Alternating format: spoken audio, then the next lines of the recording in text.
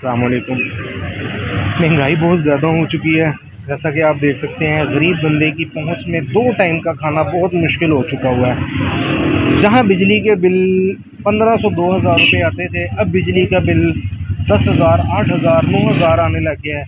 तो ये बताइएगा कि एक आम आदमी, गरीब इंसान कैसे 8 से 10,000 रुपये का बिल भरे, बच्चों का राशन पानी करे, बच्चों का खाना पीना करे, अपना खाना पीना करे, या कि बिजली के बिल दे।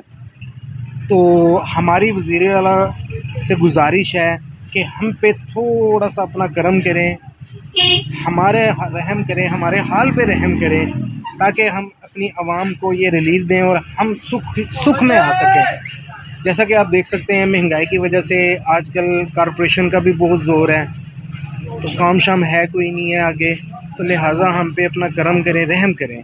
बहुत शुक्रिया होगा वज़ीर आलम।